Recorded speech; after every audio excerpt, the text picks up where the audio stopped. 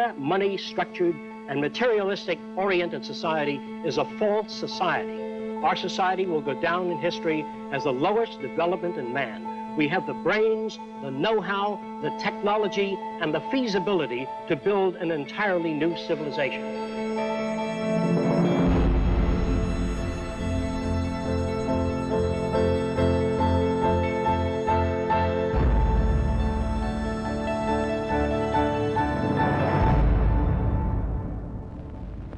It was living through the 1929 Great Depression that helped shape my social conscience. During this time, I realized the Earth was still the same place. Manufacturing plants were still intact, and resources were still there, but people didn't have the money to buy the products. I felt the rules of the game we play by were obsolete and insufficient. Misery, suffering, and war provided the incentive for my life's work. I was also motivated by the seeming incompetence of governments, the academic world, and the lack of solutions offered by scientists. I realized instead of working with individuals, a more effective method would be to redesign the culture. This began a lifelong quest to finding solutions to the many problems that we have today.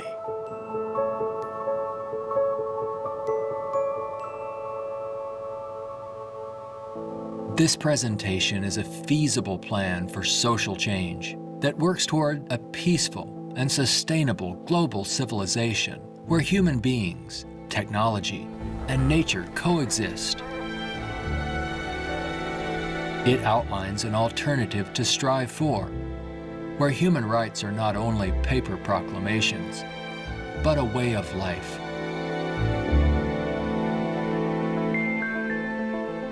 It is called the Venus Project.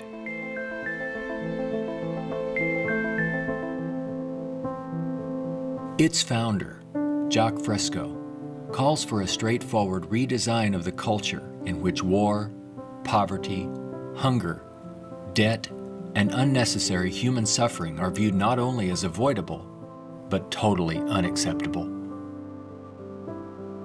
It is becoming increasingly obvious that anything less will simply result in a continuation of the same problems we face today.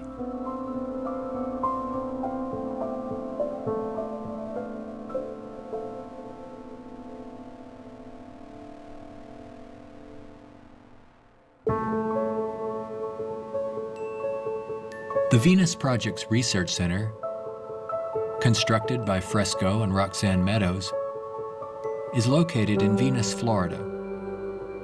It addresses many of the root causes of our difficulties. But what are the real origins of our problems?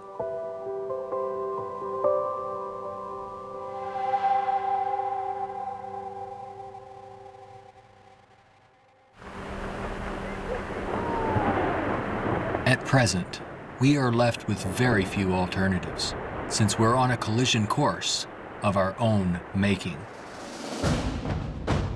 Answers from yesterday are no longer relevant.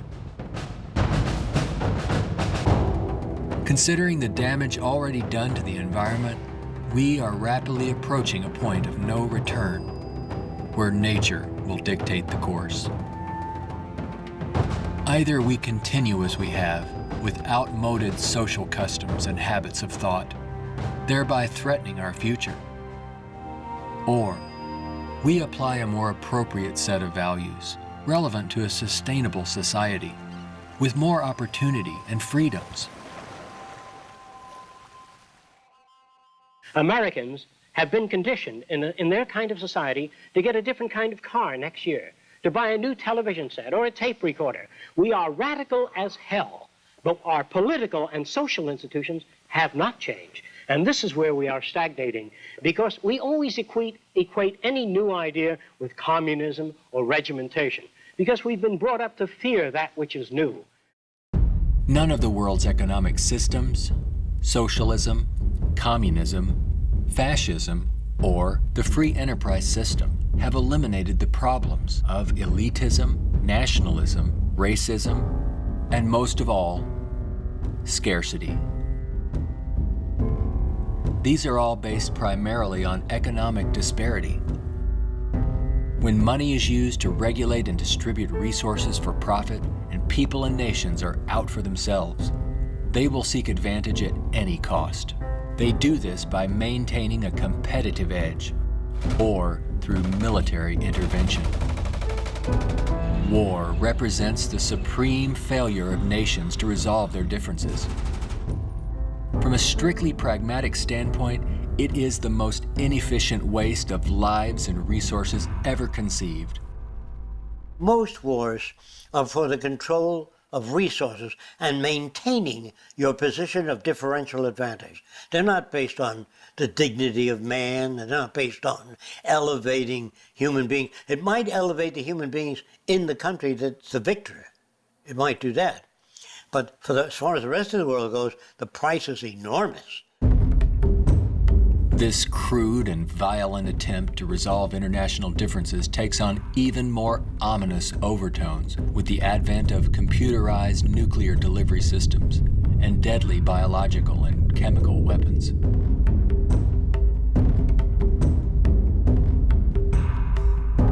Yet it is a windfall money-making opportunity for those who profit by the military-industrial complex.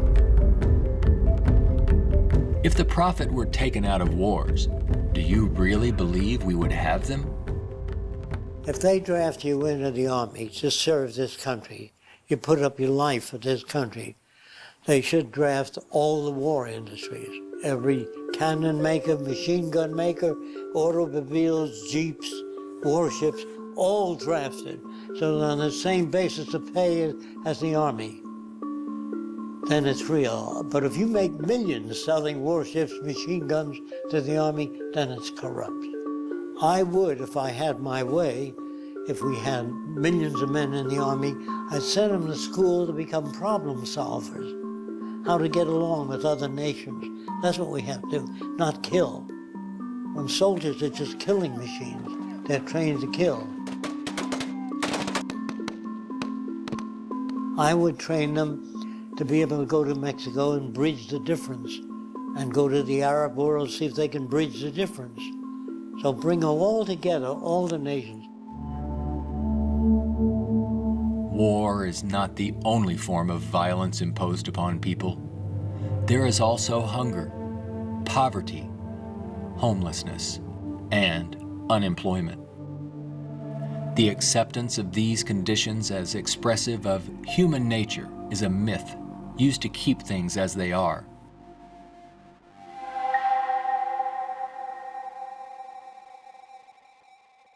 Genetics has nothing to do with greed, business, race prejudice. All of the operant systems in any society are part of your education, the books you read, the role models you follow, and the people you admire. The genes have nothing to do except with the color of your eyes, the shape of your nose, perhaps inherited features. The genes do not control values.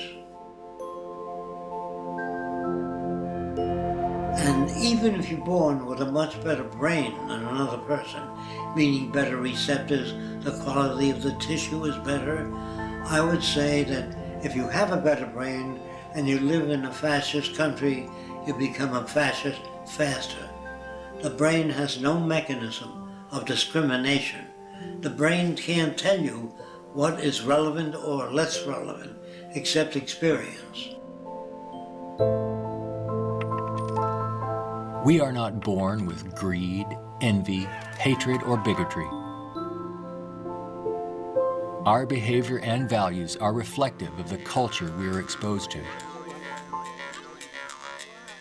If you were raised by the headhunters of the Amazon, you'd be a headhunter. And if I said to you, doesn't it bother you to have 5 shrunken heads? You say, yes, my brother has 20. So, is he nuts? No, that's normal to his culture.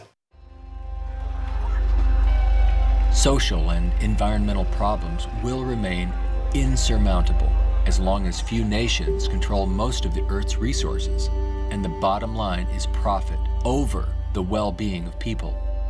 Putting profit first results in unnecessary suffering and aberrant behavior prevalent today.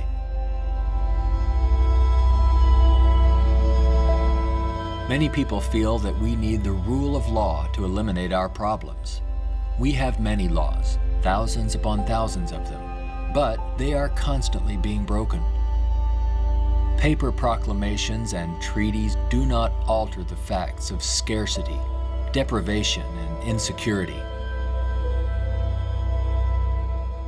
You can predict the shape of the future and the values if you know the trends of events in the ocean pollution, the scarcity of arable land. If you watch that degrading system grow, I can predict the riots and killing and assassination. In other words, human behavior is really generated by the surrounding environment. If there's a scarcity, say, of water, it is prized, and its price is high. Let's discuss scarcity as a system. Suppose it rained gold for about 3 days, gold dust. People would go out and shovel it in, fill the cellars, the attic, every drawer in that. They throw out their clothing. If the rain kept up for a year, so the gold was all over the place, people would sweep it out of the house, take their rings off, throw them away, and so human behavior undergoes change to that condition. There's only a policeman in front of something that people have need for and don't have access to. So you put a guard there. But if lemon trees or orange trees and apple trees grew all over the place, you couldn't sell it. If you landed on an island that was so abundant with resources, you had 10 people, there were 1,000 fish for every person if you wanted it. There were 10 times the amount of breadfruit and bananas, money would not come into existence.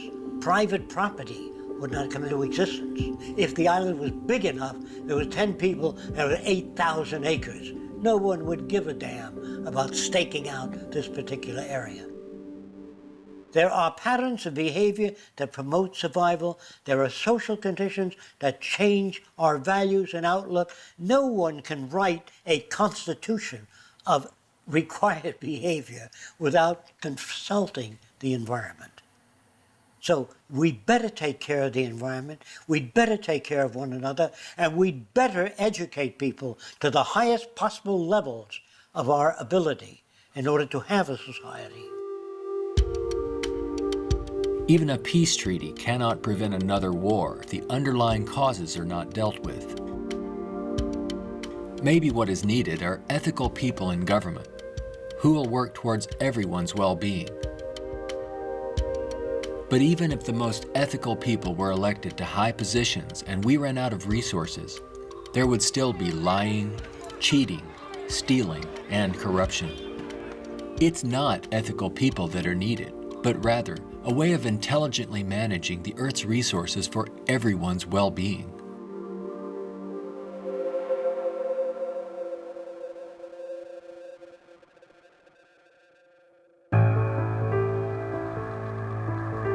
Let's examine our social arrangements further. To maintain our economy, products must continuously be sold. To assure this, they are deliberately designed to wear out and break down. Maybe you've noticed this usually happens right after the warranty expires. This corrupt practice is referred to as planned obsolescence, which is the conscious withdrawal of efficiency. Innovators go through the finest schools and then are required to design things that wear out and break down right on schedule. This results in a tremendous waste of resources and energy. We are plundering the planet for profits.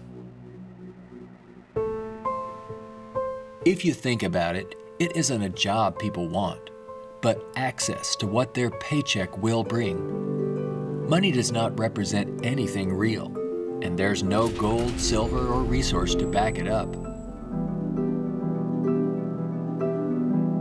You can't eat money or build a house of it. It's not even related to our real capacity to produce goods and services on this planet. The monetary system has been handed down from centuries ago, and we continue to use it without questions.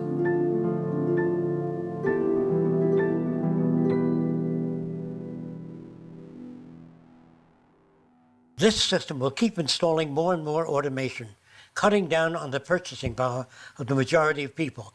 There will come a time, it's called the Gaussian curve, where employment is that, production is this, and purchasing power is that. The system stops. Banks fail, nothing works anymore. We're moving in that direction very rapidly.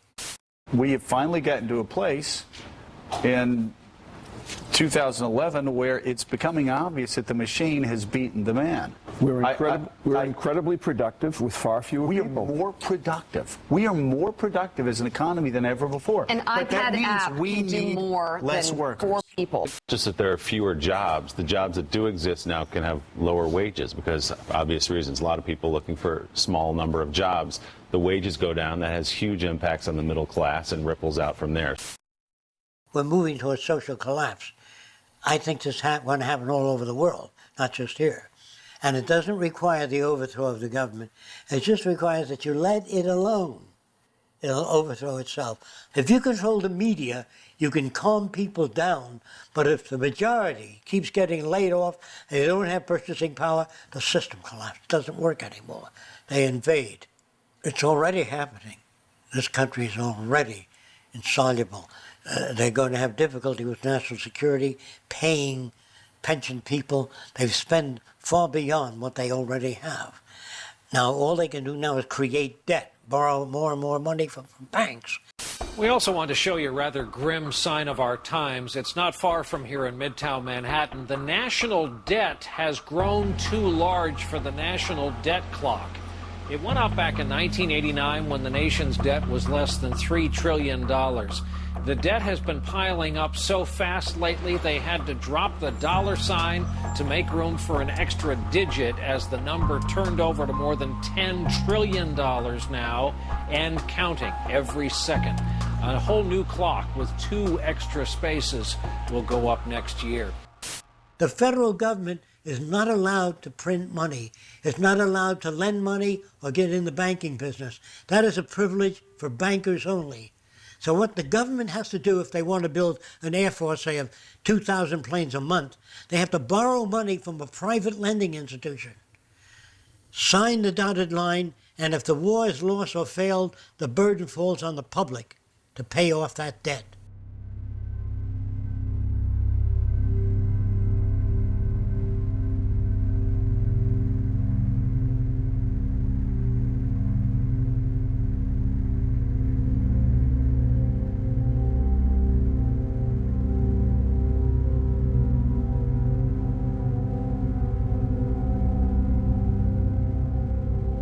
We find ourselves and our social constructs in a transitional state, a matter of social evolution. If we want to make it through these turbulent times, we must be able to adapt to change.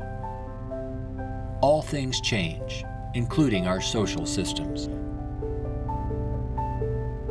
Albert Einstein stated, "We cannot solve problems by using the same kind of thinking we used when we created them."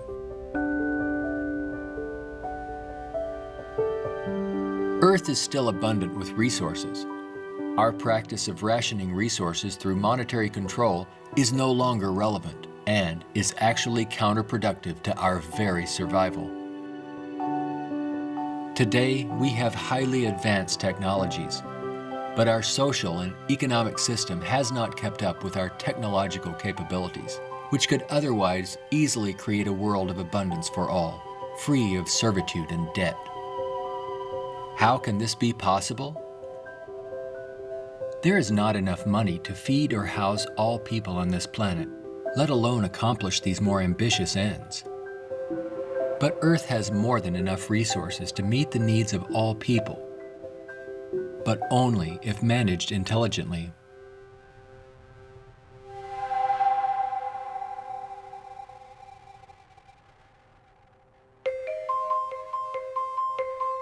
Jacques Fresco envisions a solution that he calls a resource-based economy. It is a socio-economic system in which all goods and services are available to everyone without the use of money, barter, credit, debt, or servitude of any kind. It is unlike any social system that has gone before. Fresco arrived at this direction through 75 years of study and experimental research.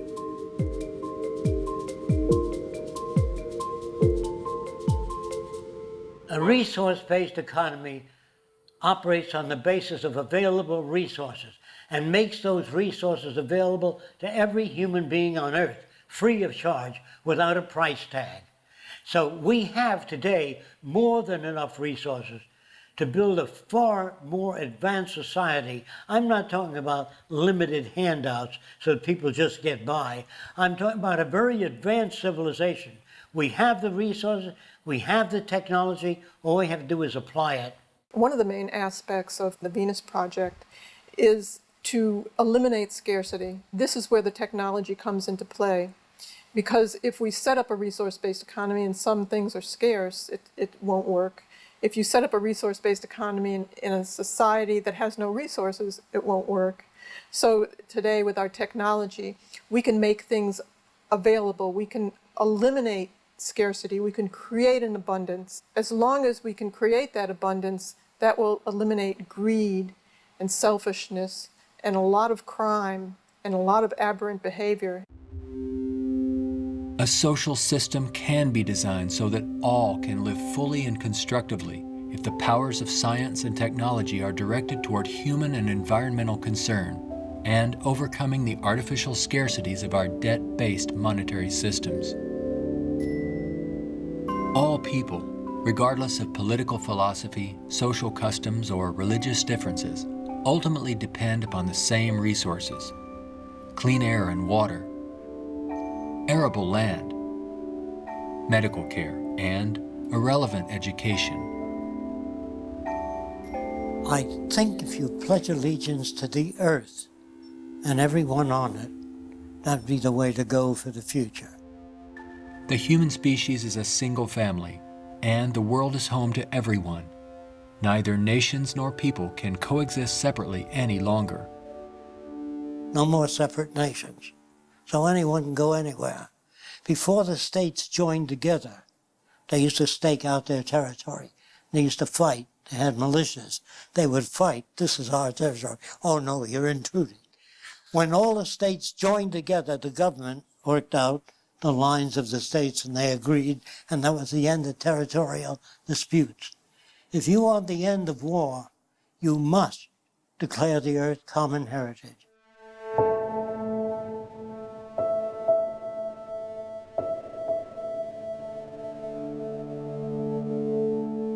This has nothing to do with those who want to form an elite world order with themselves and large corporations in control and the rest of the world subservient to them. On the contrary, a global resource-based economy enables all people to reach their highest potential, where they can thrive and grow in a society that works in their behalf, a society that protects and preserves the environment as well, one that understands that we are part of nature, not separate from it.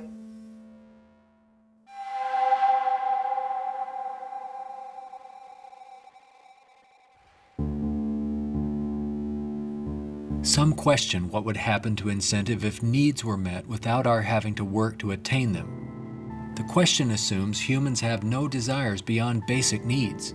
If that were true, there would be no inventors, writers, or teachers. People work with passion on the things that interest and challenge them. Let's enable all people to have the opportunity to partake in the greatest challenge one can have, improving our world for everyone. Individuality will be emphasized rather than uniformity.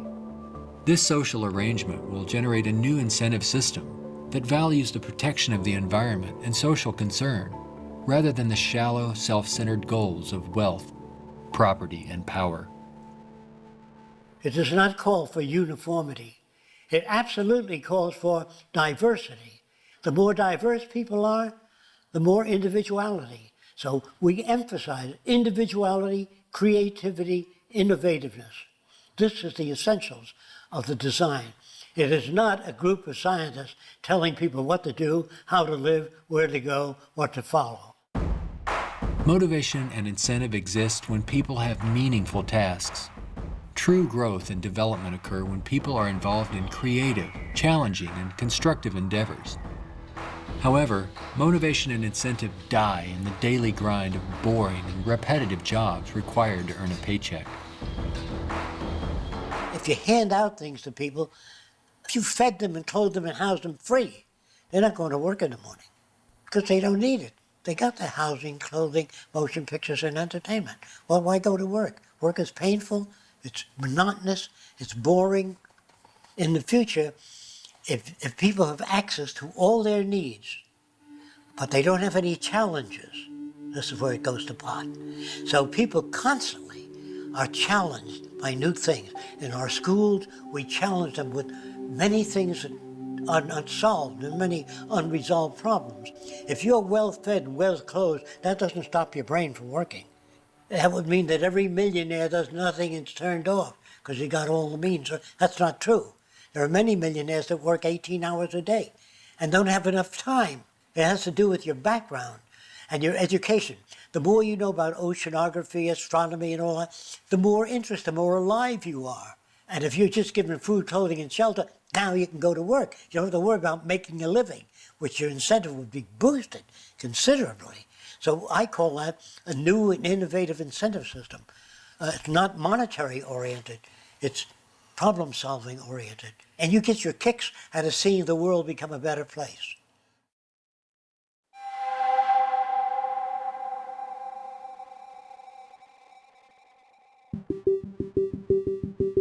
How can we use our technology wisely so that there is more than enough for everyone? To achieve this, it's mandatory that the planning for it be based on the carrying capacity of the planet's resources. Our entire infrastructure must be redesigned and operated as coherent, integrated total systems. This means we must consider our entire global community as one unit that includes everyone and plan accordingly.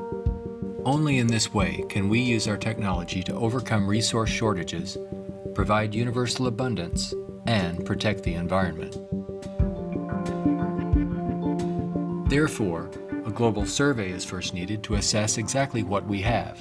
This would inventory our physical resources, personnel, production centers, and the needs of people. This enables us to determine the amount of goods and services needed. For instance, where is the arable land to grow crops? How many people are in various locations? And what is the state of their health? This would determine where hospitals are built and how many. If you try to do that today, ask for a global resource survey of all nations, they'd wonder, what are you trying to do that for? To find if we got enough resource to fight you in armaments and other things? They would be skeptical, hesitant to give that information. So I would say it wouldn't work in today's culture. But after the ideas are put forth and the reason for it and the advantages gained by all the nations, it would have to be specific advantages that they can understand in their terms. And if they agree, then the survey would be conducted.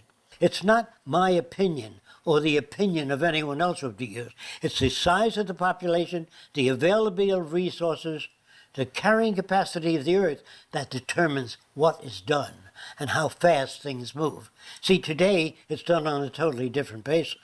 But in the future, it'll all be based on a form of dynamic equilibrium. That means operating everything at the highest potential without environmental neglect. The key to achieving abundance and a high standard of living for all is to automate as much as possible in the shortest period of time.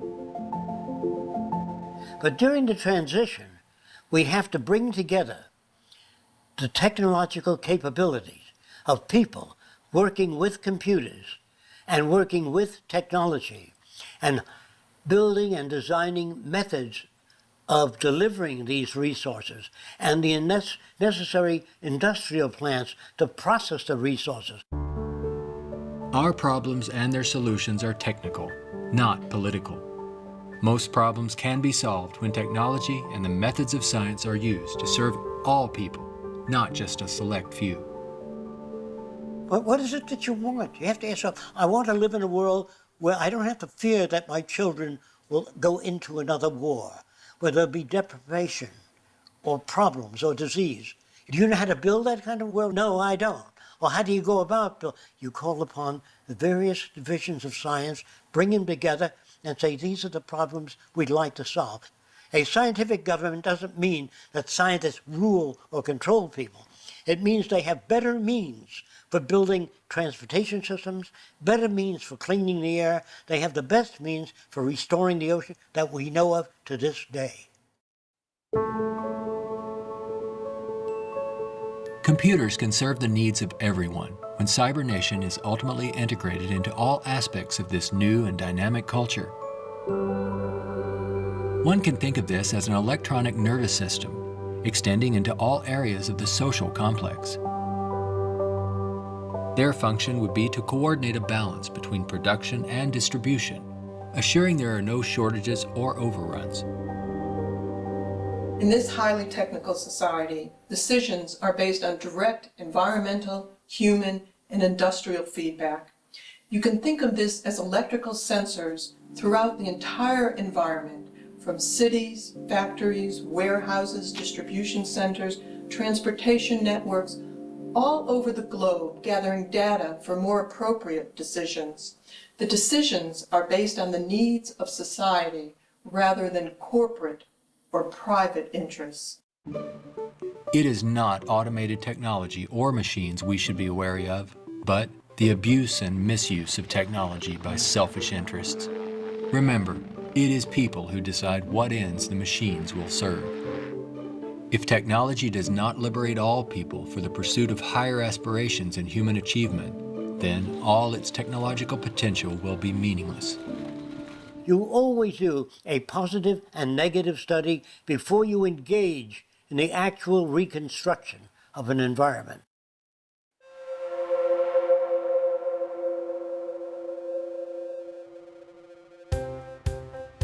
It's all just talk unless there is a technical plan to organize and use resources to accomplish abundance. What follows are some of the many approaches the Venus Project provides for the entire social spectrum.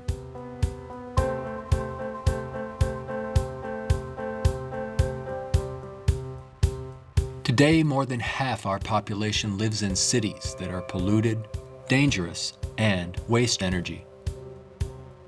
What we have to do is design a city as a living system, as an organism, as a university, that all of the cities of the future will be university cities that grow, that continue to exchange ideas. The city will have a built-in transportation system, so there are no accidents and no unthought out areas of technology. Medicine, botany, agriculture, the total system, one planning system. It is actually better to build newer cities from the ground up than to restore and maintain old ones. Fresco uses a systems approach to designing new cities. They're desirable and pleasant places to live. The notion that intelligent overall planning implies mass uniformity is absurd. Cities would be uniform only to the degree that they would require far less materials, save time and energy, and be flexible enough to allow for innovative changes while preserving the local ecology. If we design our cities to meet human needs, you don't have most of the problems that are prevalent today. In the Central Dome, you have childcare, schools, dental care, medical care. In the production and design of the cities, we work out 1/8 of the city system, and then we reproduce it instead of have architects design each building and each structure, which is a tremendous waste of energy and talent. When working on solving the housing problem for all the world's people, construction techniques would be vastly different from those employed today. Extruded and self-erecting structures could revolutionize and speed up construction processes. These lightweight, durable apartments could be produced as continuous extrusions and then separated and positioned in place by the mega machines. The outer shells of these efficient structures serve as photovoltaic generators and heat concentrators. You don't own anything in this society. Really, people don't want money. They want access to things when they want it. And people in a society of abundance, having access to things, will really no longer begin to store and accumulate things. We recycle it, update it, make it better. Take the same materials of an old car, weighs just as much as a new car, so there are no old cars. Old cars mean danger. If you drive a very expensive car and somebody else drives a beat-up old car, if their brakes fail, you may die. We don't want any old cars on the highway. We don't want anything that breaks down. We don't want anything that takes looking after. In a resource-based economy, people may access whatever products they need without the burden of having to purchase, maintain, or insure their possessions. In this way, there is much more to go around for everyone, and products are always available when needed. Anything people may need is available in these outside access domes. Sculpturing materials, musical instruments, somewhat like the public library. They can go down and access a camera or a bicycle or a wristwatch. Anything that they need is available without a price tag. That would mean we must achieve a level of production that's so high that scarcity no longer exists. That will prevent almost all crime. So there's no way of segmenting or making this system just or equitable. We have to make a system that assures human rights. You know, when everybody has free access to goods and services, you don't have to fight for women's rights or black rights. It's an automatic in a society that's set up that way. You don't have to make laws, don't steal. It would bypass that behavior. Surrounding the central dome, you have the research centers. Centers that do work that's relevant to the sustainability of the entire community. As we move away from the research centers, we come to the recreational area, which has tennis courts and all of the games that people require.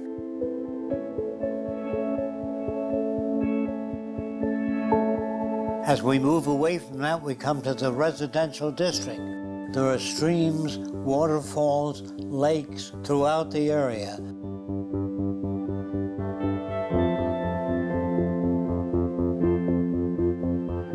We could provide a wide range of unique homes and apartments that can be relatively maintenance-free, fireproof, and virtually impervious to adverse weather conditions.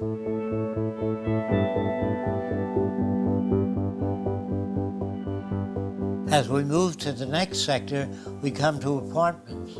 The reason some people want to live in apartments is because you have drama groups, you have gymnasiums, medical care, dental care, everything is built in to the central towers. I feel that in the future, people will move away from individual houses and live in larger complexes. As we move outward, we come to the indoor agriculture or hydroponic farms. Then there's also outdoor agriculture. The city would use the best of clean technology in harmony with nature, such as wind, solar, geothermal, heat concentrators, piezoelectric, wave, temperature differentials, ocean thermal vents, and much more. A major development for generating energy in the future could be the construction of a land bridge or tunnel across the Bering Strait. These underwater structures convert a portion of the ocean currents through turbines to generate clean sources of power. By using these sources of energy, we could power the Earth on clean energy and enable all people to enjoy a very high standard of living for thousands of years to come. There's no need for the use of polluting hydrocarbons any longer. Pollution will be a thing of the past. All transportation will be integrated into a worldwide transportation system.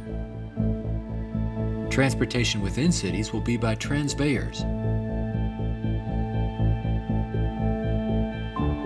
City-to-city travel will be by monorail.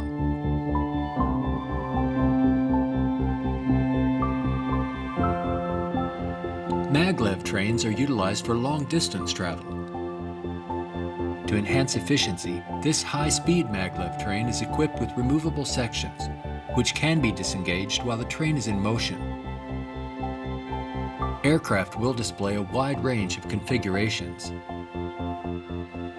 These VTOL aircraft, or vertical takeoff and landing, are used to transport passengers and freight. The priority is safety rather than saving money or dealing with the lowest bidder. This modular freighter consists of detachable sections that can be rapidly loaded or unloaded. The number of sections varies depending on the amount of freight to be delivered. When all the sections are connected, they can be propelled as a single unit. Ships can be floating manufacturing plants that produce products while en route to their destinations. They can also serve as education centers, where children and adults travel worldwide, obtaining innovative education, not through vicarious study, but through experiencing and interacting with the real-world environment. A national transportation system would include a network of waterways, canals, and irrigation systems. They could serve to minimize the threat of floods and droughts while allowing for the migration of fish, provide natural fire breaks, emergency water sources, fish farms, and recreation areas. When we unleash science and technology directly into the social system without the restrictions of the marketplace, finances, or patents, we could achieve a very high standard of living within a very short period of time. This society would continuously improve, changing rapidly through new technologies, inventions, and ideas. It would be an emergent society rather than an established one like we have today. Imagine living in an extraordinary oceanic city, helping to restore the ocean environment while eliminating land-based population pressures.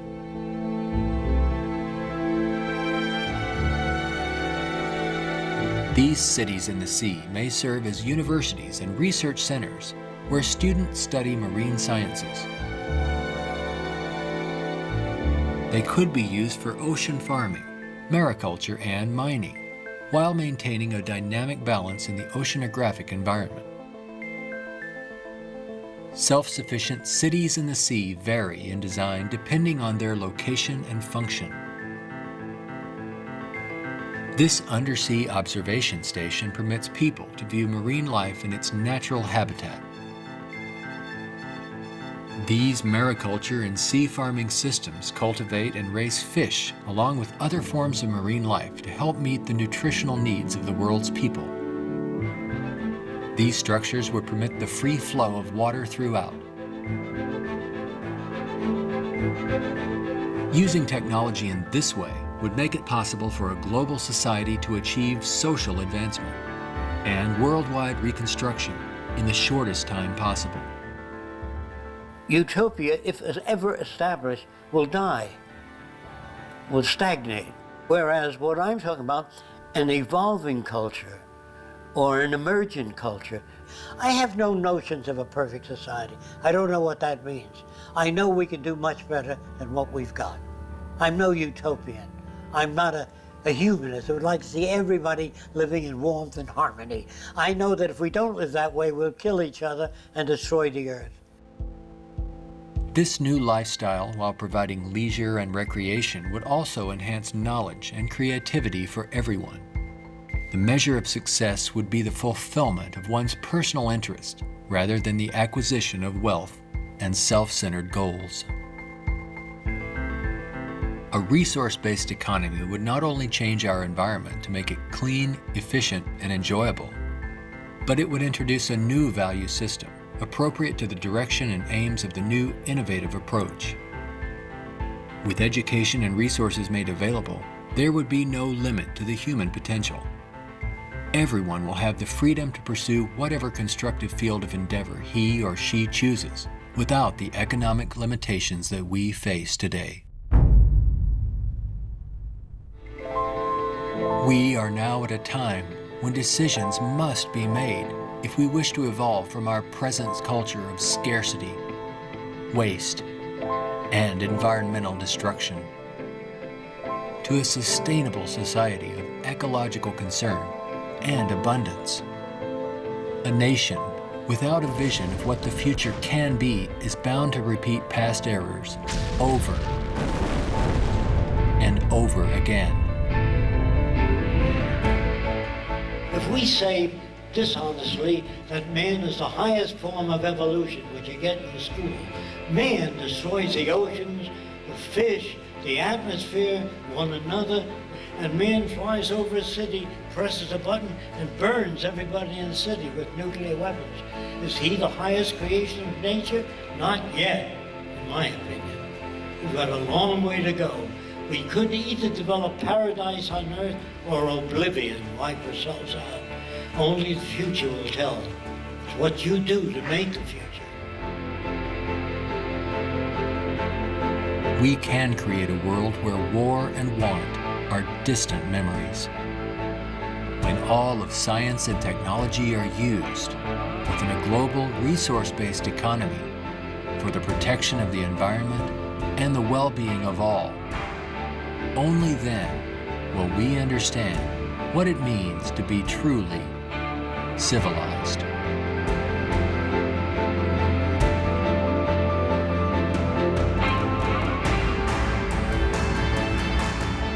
Be a part of the growing community of people working toward making the aims of the Venus Project a reality.